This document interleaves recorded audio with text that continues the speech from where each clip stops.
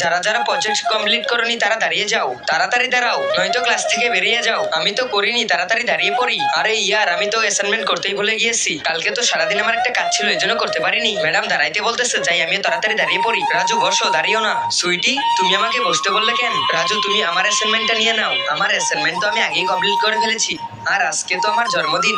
Madam আমারটা দেখবে না? কি হলো, তুমি আমারটা নিয়ে নাও। তুমি সত্যি বলতেছো? আচ্ছা ঠিক আছে, আচ্ছা এখনই দিতেছি। আল্লাহর এই সুন্দর নামটি দেখে যে ভিডিওতে লাইক করে চ্যানেলটি সাবস্ক্রাইব করে দিবে, হে আল্লাহ তুমি তাদেরকে হজ করো, তো বিজ্ঞান করো। এই তো দাঁড়াও, ব্যাগ থেকে বের করি। এই তো বের করে ফেলেছি। এই নাও রাজু, তোমাকে অনেক অনেক ধন্যবাদ সুইটি। ঠিক আছে রাজু, ওয়েলকাম। আজকে তোমার জন্মদিন আর আমাকে গিফট দিলে, ঠিক না সুইটি? আরে রাজু, তুমি আমার বন্ধু, আমি তোমার জন্য এটা করতেই পারি। কি ঠিক বলেছি না রাজু? হ্যাঁ। কি পলাশ, তুমি প্রজেক্ট কমপ্লিট করনি? যাও ক্লাস থেকে বেরিয়ে যাও। আচ্ছা ঠিক আছে ম্যাম, আমি এখনই বেরিয়ে গেতেছি। আরে সুইটি শোন, একটা কথা আছে তোর সাথে। তোকে